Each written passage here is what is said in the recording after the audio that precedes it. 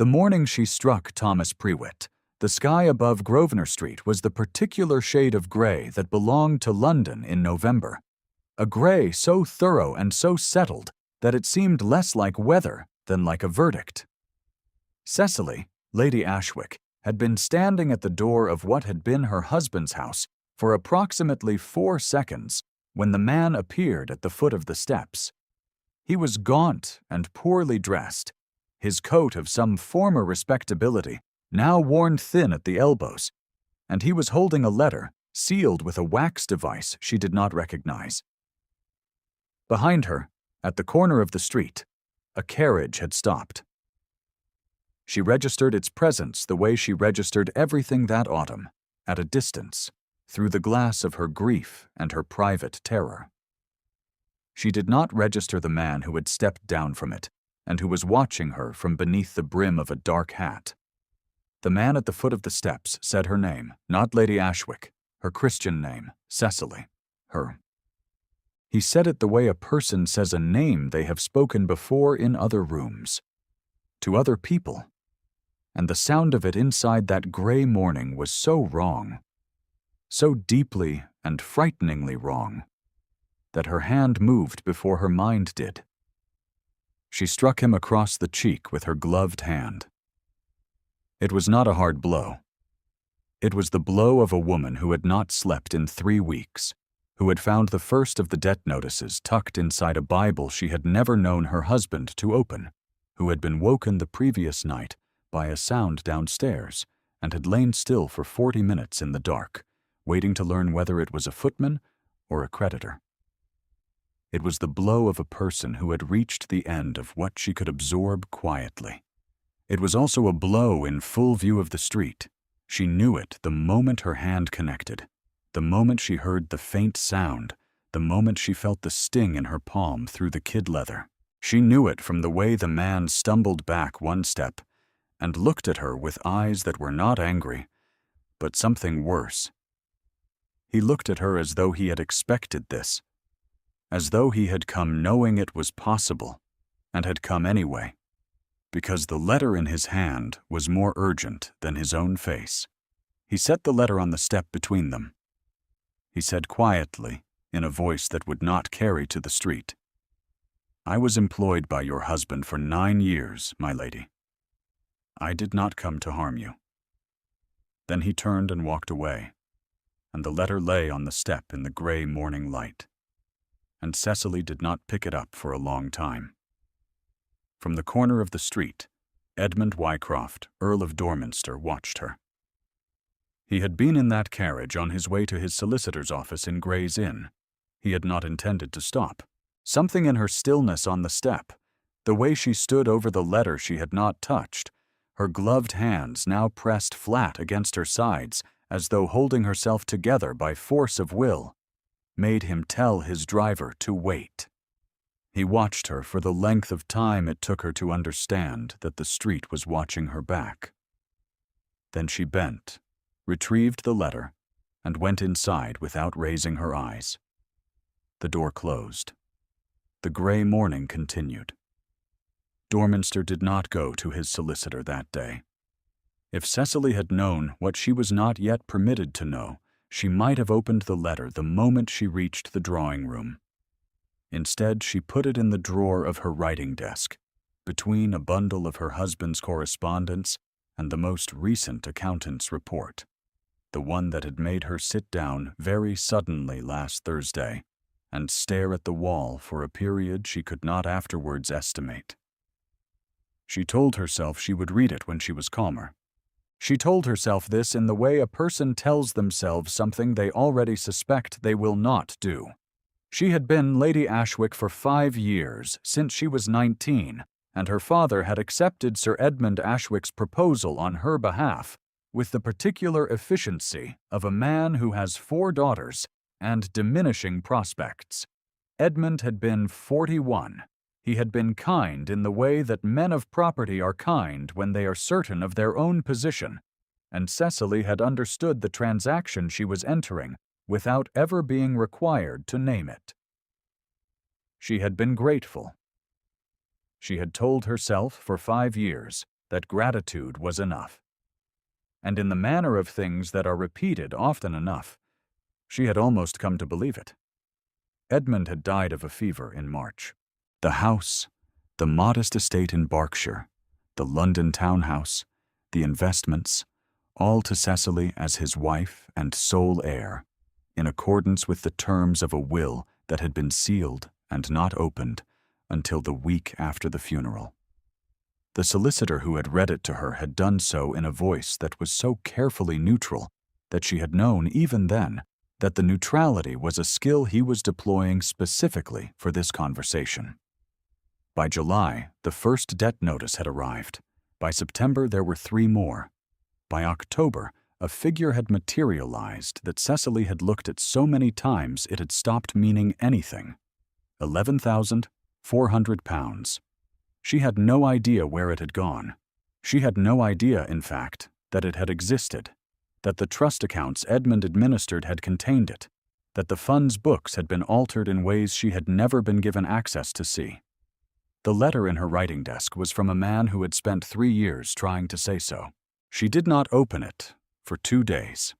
At the park on the 3rd day, Cecily walked in the thin November sunshine with her maid Mira at a respectful distance and tried to remember what composed looked like from the outside. She had achieved it through most of her marriage and all of her widowhood. It was a posture more than a feeling, a specific arrangement of the shoulders and the jaw that she had learned early and practiced consistently. And most mornings it held. Most mornings.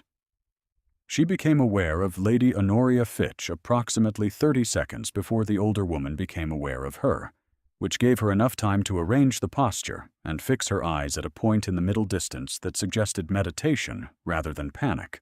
Lady Honoria was the widow of the man who had been Edmund's closest friend for 20 years, and she wore this connection to Edmund's memory with the possessive certainty of someone who believes that proximity to a man's life constitutes proximity to his affairs.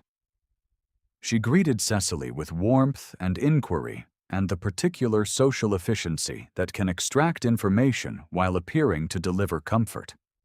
She asked about the debt notices. She asked in the way of a person who has already heard something and is checking whether the source was accurate. Cecily said that she was managing. Lady Honoria said she was sure she was. She added, in a voice carefully positioned to be audible to her companion only, that she hoped the unpleasantness with the man on Grosvenor Street had not distressed Cecily unduly, that it had caused some comment, that people were, naturally, ready to be charitable, given recent circumstances. But that one did have to be careful. She used the phrase quite without feeling in a way that was technically a charitable preemptive defense against others who might use it less charitably, but landed the same way regardless. She wished Cecily a pleasant morning and moved on. Mira, 5 paces behind, heard every word. She said nothing. This was one of her greatest qualities. Cecily walked home by the longer route and spent the evening finally reading Thomas Prewitt's letter. It was 12 pages in a careful, disciplined hand. It contained dates. It contained figures.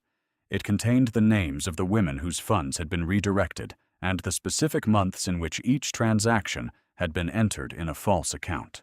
It contained, at the end, a passage in which Prewitt wrote that he had brought this information to Sir Edmund directly in the autumn of 1817, that Sir Edmund had dismissed him without a reference the following morning, and that he had spent the intervening years attempting to find someone with sufficient standing to bring this to the trustees. The final page was not from Prewitt at all. It was a letter in Edmund's handwriting, addressed to Edmund Wycroft, Earl of Dorminster. It was dated March the 2nd of that year, 8 days before Edmund died. It said that he could not make it right in the way that mattered, but that he was setting down what he had done and was sorry for it. I am most sorry for what it will cost the women I have named, and for what it will cost Cecily, who knew nothing and who has always deserved better than what I gave her. Cecily read it 3 times. Then she folded it along its original creases and placed it back inside Prewitt's letter. She sat for a while with her hands in her lap. The fire had burned down. The candle was very low. She thought that he knew. Dorminster had known Edmund for 30 years. He sat on the board of the charitable trust. He had the reputation of a man who examined accounts with the methodical patience of a man who trusted no one, and Edmund had known him his entire life and had addressed to him a letter of private confession. Either Dorminster had never received it, or he had received it and not yet acted, or he had received it and was already acting in ways Cecily could not see. She was not sure which possibility frightened her most. If you have ever watched a woman arrange her face before she walks into a room full of people who have already formed their opinion of her, you will know the particular quality of stillness that preceded Cecily's entrance to the Hartfield dinner 3 nights later. She had been invited because she had been invited before Edmund died, and to rescind the invitation would have been too obvious, and the Hartfields were not people who committed to the obvious when the subtle would do. She wore a gown of gray-blue silk that was neither festive nor quite so mourning as black, and she carried herself the way she had learned to carry herself in Edmund's drawing room, which was to take up precisely the amount of space she was allocated, and no more. The Earl of Dorminster was there. She had not known he would be. She saw him from across the room as she entered, standing beside the fireplace with a glass he was not drinking from, and something in her chest made a very small movement that she suppressed immediately and completely. He was watching her. Not in the way that the room was watching her, which was sidelong and curious and quietly avid, but directly, with the particular attention of a man who is looking at something he is actively trying to understand. He was introduced to her formally, as though they had not been in the same parish at Edmund's funeral, as though he had not been the one to take her arm when she came out of the church into a wind so cold she had lost her footing on the step. She did not mention this. He did not mention it either.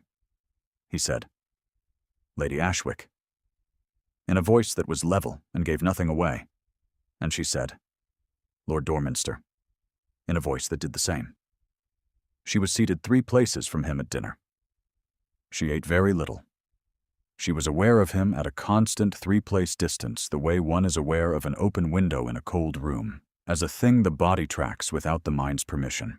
He spoke to the woman on his right about Berkshire, about some matter of roads and drainage, and she watched him from behind her water-glass and thought about a man who wrote Edmund's name in ledgers, who knew exactly how much was missing and had not yet decided what to do with Cecily, Lady Ashwick, who was in possession of a letter addressed to him that she had no legal authority to have kept.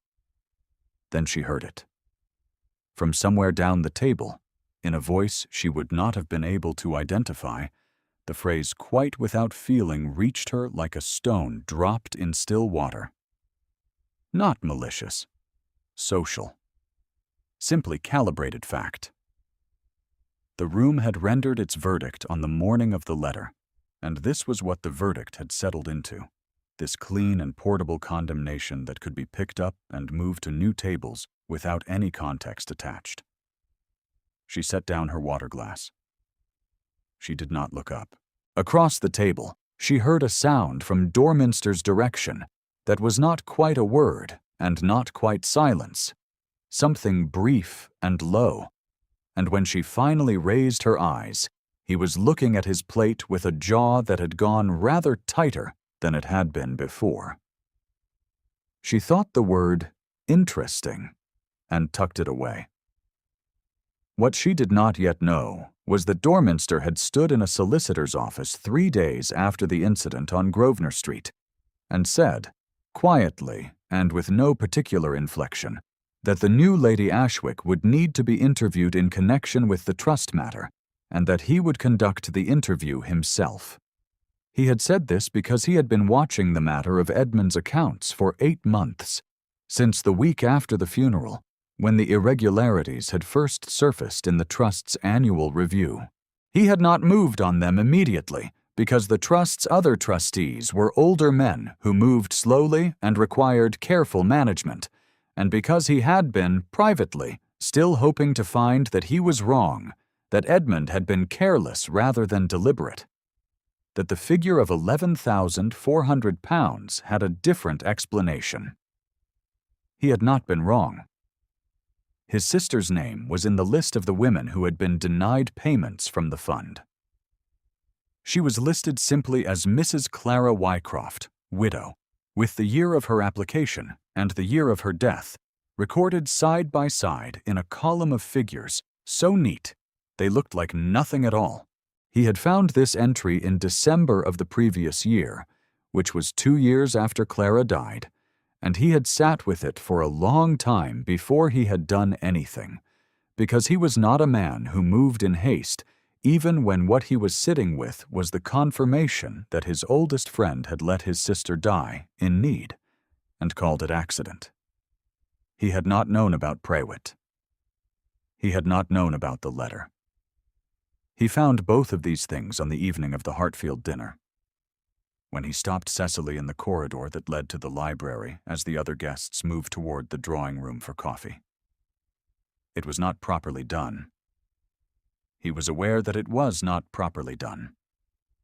He asked her, briefly and without preamble, whether she had received any communication regarding her husband's connection to the trust.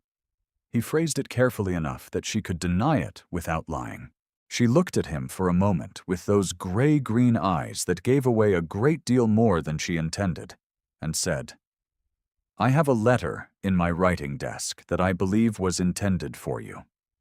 He said, "I know." He said it the way someone says a thing they have been waiting to say for a long time, not triumphantly, but with the relief of something finally making it out of the body. They stood in the corridor for several seconds. The sounds of the dinner party reached them from the other end of the house. He said, at last, that he would call on her the following morning if she would permit it, and she said she would, and they returned to the drawing room by separate routes, and spent the remainder of the evening on opposite sides of the room, which was not as much of a distance as it appeared. He came at 11 the next morning, which was precisely when he had said he would. And Cecily gave him Edmund's letter and sat very still while he read it. She watched his face rather than looking away, because she thought that what his face did would tell her something more useful than whatever he chose to say afterward. His face did very little. A muscle in his jaw worked once, at the end, and he folded the letter along its creases the way she had done and held it between his hands for a moment, before he set it on the table between them. He told her about Clara. He did not dress it. He said his sister's name, gave her the dates, explained the position she had been in, the applications to the trust that had been reviewed and declined on grounds that had been manufactured by a man they both now knew had manufactured them deliberately. He said it all in that level voice, the one that derived its authority from restraint rather than from volume, and Cecily listened to it with her hands folded in her lap and her eyes on the middle distance, and felt the particular cold of understanding something that cannot be unfelt.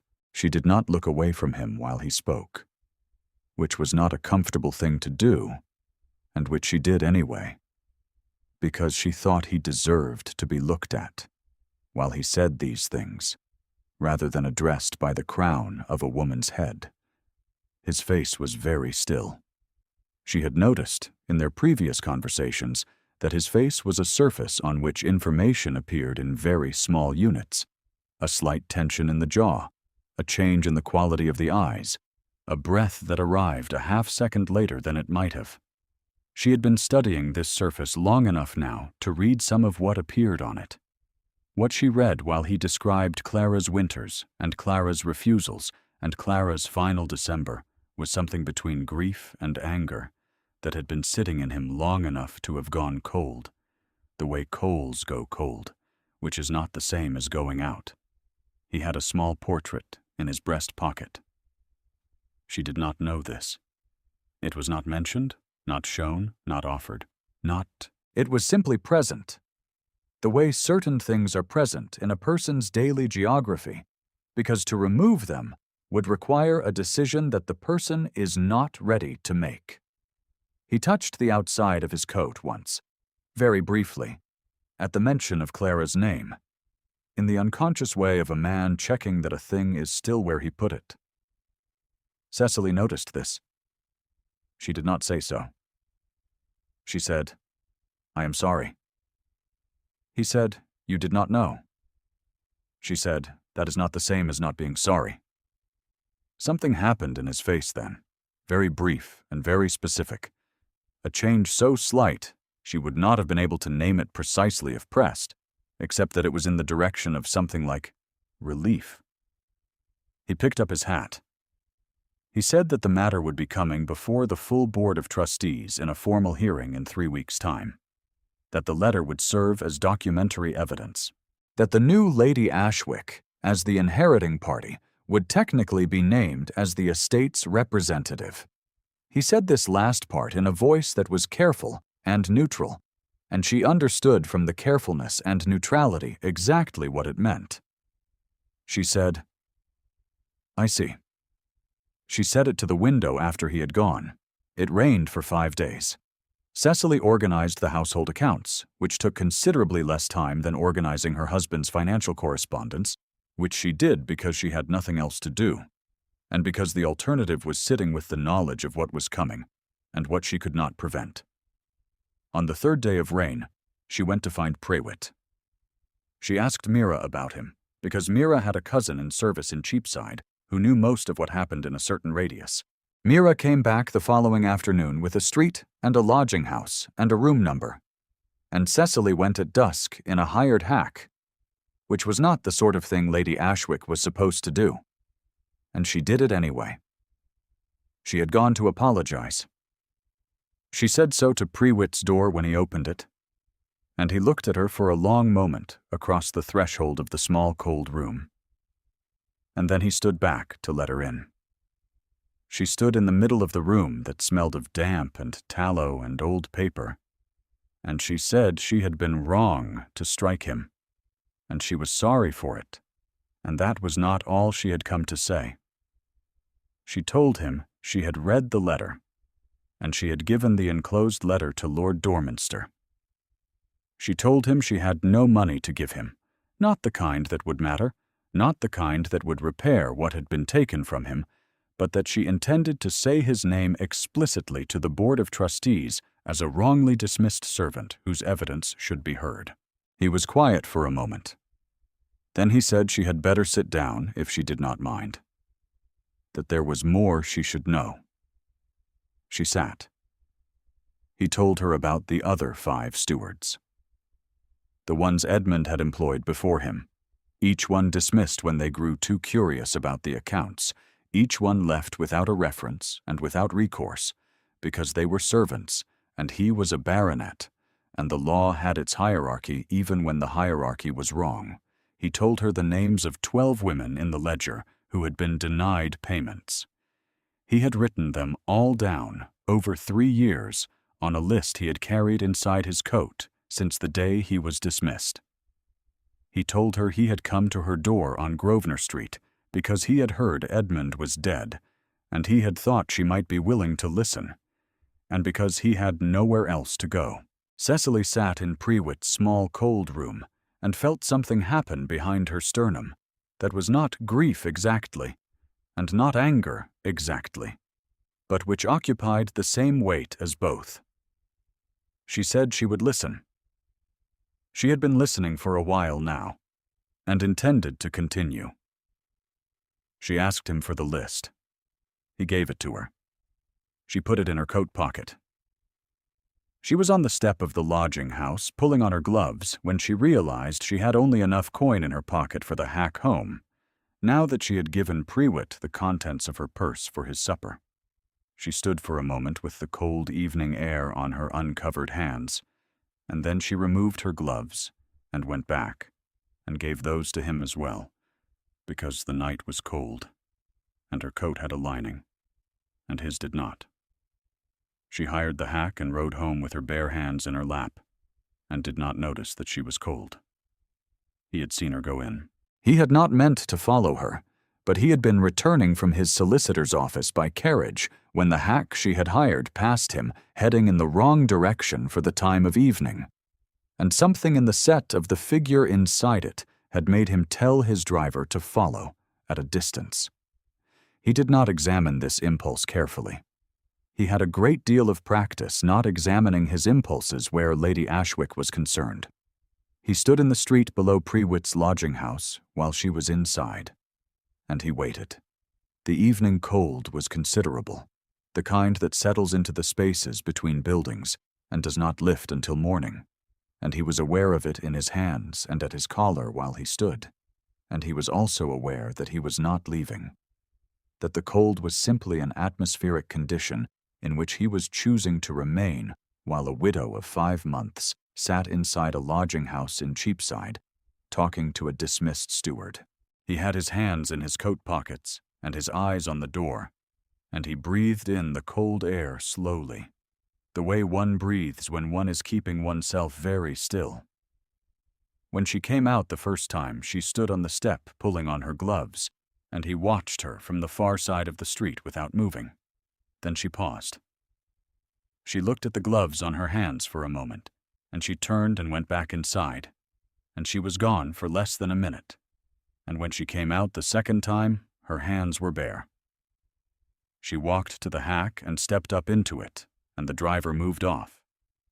And the street was the same street it had been before she arrived, except that it was now somehow different, in a way he could not have precisely articulated. He stood there for a long time after the hack had gone. The cold settled further. A lamplighter moved at the far end of the street, his pole and his small, bright point of flame. He had believed her when she said she did not know. He had believed her from the morning on Grosvenor Street, if he was honest. From the way she had stood over the letter she had not touched.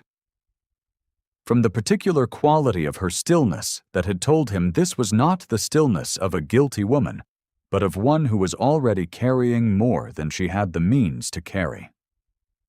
But this was different from believing her. This was watching her give her supper money and her gloves to a man she had struck. At dusk, alone, in a neighborhood she had no business being in, without a witness and without any reason to think she was observed. This was her actual character rendered in a specific act in a cold London evening, as unperformed and ungoverned as anything he had ever seen anyone do. He stood in the street and looked at the space the hack had vacated and understood that what he had been doing for 3 weeks, the careful measured management of the trust matter and the interviews and the legal positioning, was not only about justice. It had not been only about justice. For some time, the morning that the formal trustees' hearing was called, Cecily stood in her drawing room in her gray-blue gown and looked at herself in the glass and thought about the phrase quite without feeling and tried to decide whether she was afraid. She found that she was not, precisely. She was something quieter than afraid.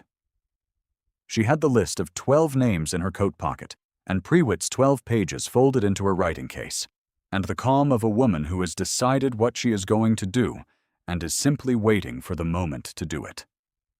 Mira came in to say that Lord Dorminster's card had arrived that morning, along with a note requesting a brief word before she went to the trustees' hall. She had not told Mira where she was going that morning, but Mira was in possession of a great deal of information at all times, and Cecily found this less unsettling than comforting, in the way one is comforted by knowing that the household is attended, even when you cannot attend it yourself.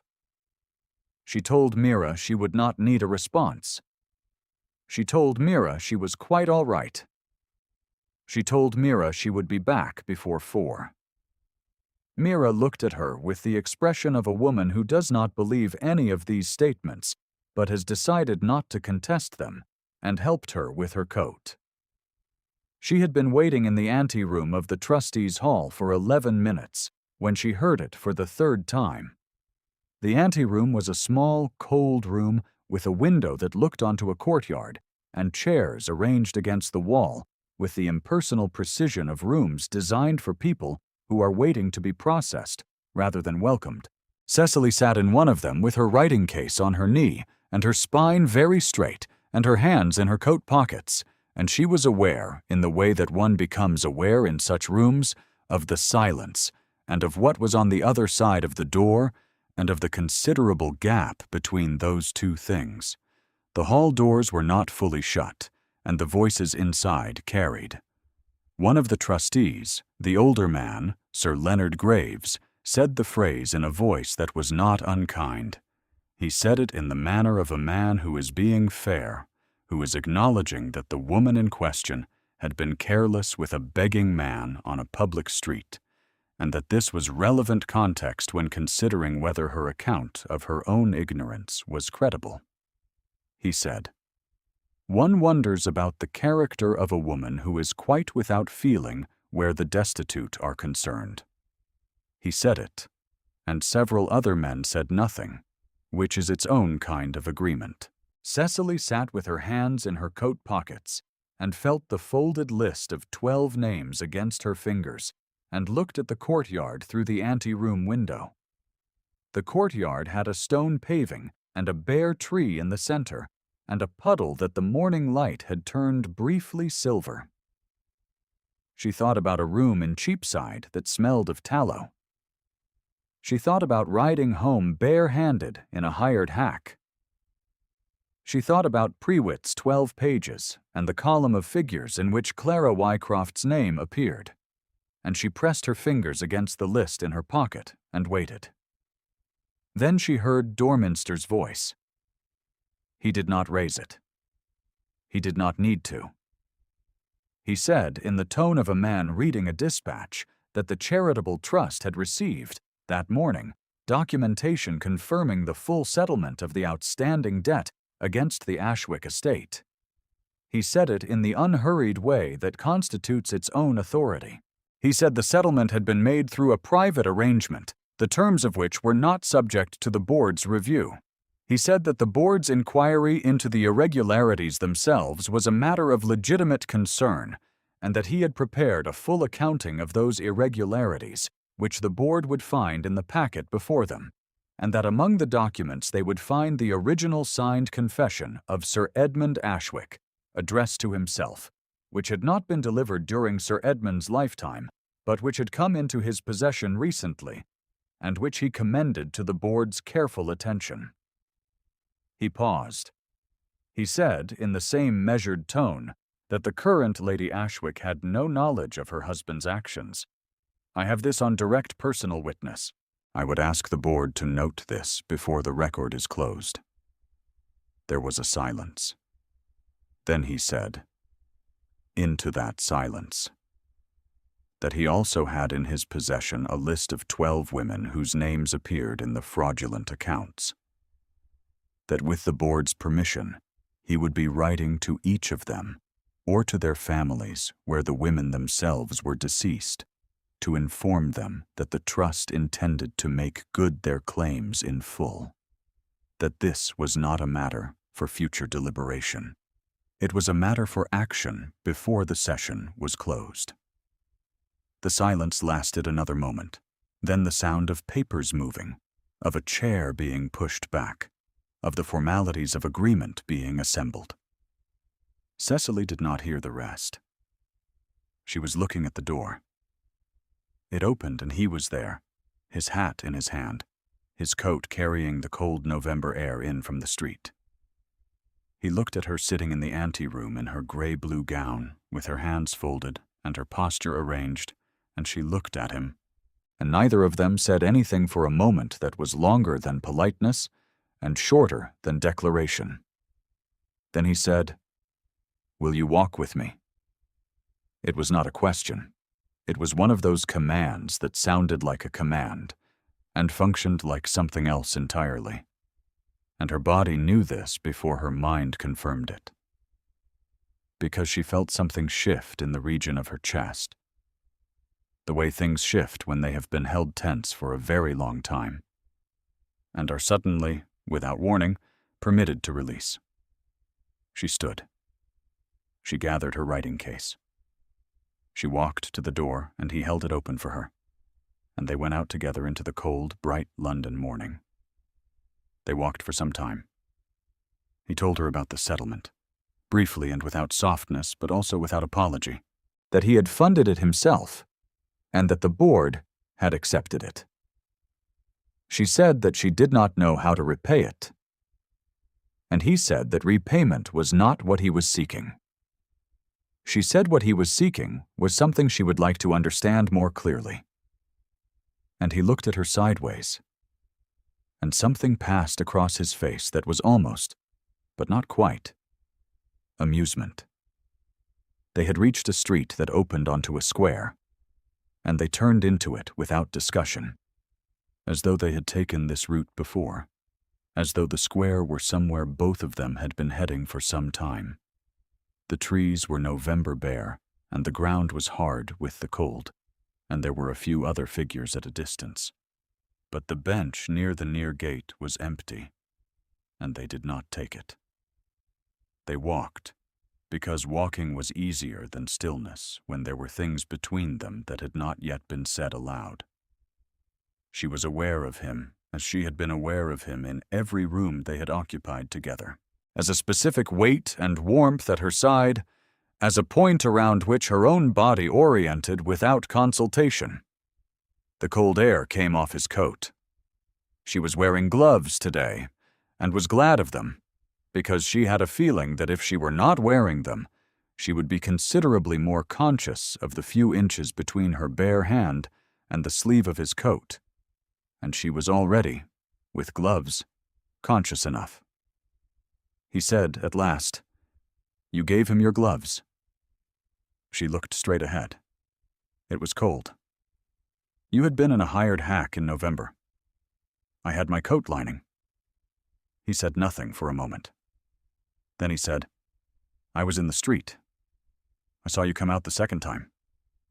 His voice was even, the same level voice he used for everything, except that underneath it was something that was not evenness at all. "I had not intended to follow you. I had not intended to stand in that street for the better part of an hour, in the cold, watching a window. I am not in the habit of doing things I do not intend." She said, "And yet?" He stopped walking. She stopped because he had, and she turned to look at him, and he was looking at her with the dark gray eyes that she had learned, over these weeks, were not cold at all, but were the opposite of cold, were something contained and dense and very warm, and the morning light was on his face, and his jaw was doing the thing it did when he was keeping himself very carefully in hand. He said, with the slight difficulty of a man who does not often say things he has not prepared, that he wanted to know her. That he was not speaking of the estate, or the trust, or any of the procedural arrangements between them. That he was speaking of her, and that he had watched her for 3 months, doing what she thought was right, with no audience and no reward, and found that he could think of very little else. The slight difficulty made it more rather than less. Cecily felt something happen in the region of her sternum that she had felt before in his presence, but had not previously permitted herself to examine. She examined it now.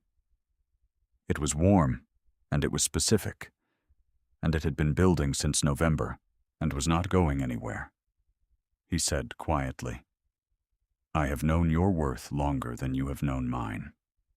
He said it in the level voice, the words even and unadorned, as though stating a fact from the trust's accounts, which was perhaps, she thought, the only way a man like him knew how to say such a thing. The cold morning was very bright. Her gloved hands were at her sides. She was aware of exactly where he was, in a way that had nothing to do with conscious attention. She said, "That strikes me as a reasonable beginning." He offered his arm. She took it. They continued walking, and the square was quiet around them, and the bare trees stood in their winter patience. And her heart was going rather faster than she would have considered strictly necessary, and she did not do anything about this at all. Prewitt received the trust's letter in January. He received it with the list of the 12 women attached, and a note in Dorminster's hand that said his own claim for wrongful dismissal would be reviewed by the trust's legal counsel, and that he was welcome to come to Dorminster House on any morning between 9 and noon to speak with the solicitor directly. He came on the second morning. He found that the solicitor was thorough and the proceedings were courteous, and that when he was shown out at the end of the interview, there was a package waiting for him in the hall that contained his back wages calculated to the day of his dismissal, and a letter of reference that described his service accurately and without the omissions that had previously made him unemployable. He stood in the hall of Dorminster House and held the letter for a moment, and then he put it in his coat pocket and went out into the January morning. Lady Honoria heard the phrase quite without feeling one more time in the company that season, and found that it had reversed its gravity without warning. Someone said it ironically, and someone else said it with mild impatience, and a third person said, "I understand she gave the man her coat as well," which was not accurate, but was not entirely false, and the phrase stopped circulating after that, because phrases lose their utility the moment they begin to require correction. By spring the mud had dried on the Berkshire lanes, and the grounds of the modest Ashwick estate smelled of new grass and turned earth, and Cecily walked them in a coat that was not gray and not black, but a warm, soft brown that she had bought because she was no longer in full mourning, and because Mira had said, very quietly, that the brown suited her, and life was short. The letter was in her coat pocket. She had read it many times now, and each time it was the same 12 pages in a careful hand, and the same final page in Edmund's handwriting, and each time she felt the same thing, which was not forgiveness exactly, but a kind of settled understanding that a person can know something true about someone, and still mourn the version of them that was also true. She heard him come up behind her on the path, his boots on the gravel. She did not turn immediately. She folded the letter along its original creases and put it back in her pocket. And she stood for a moment, looking at the green morning and the long view of the lane with the stone wall and the early apple trees beginning to bud. Then she turned. He looked at her in the morning light with those dark gray eyes that she had spent the winter learning to read, and she looked back, and neither of them felt the need to say very much. He offered his arm, and she took it, and they walked in the direction of the far gate, which opened onto the lane, which led, in time, to wherever they were going next. The apple trees were very white against the gray stone wall. The morning was very still. She was warm, and she was held, and she was seen. And she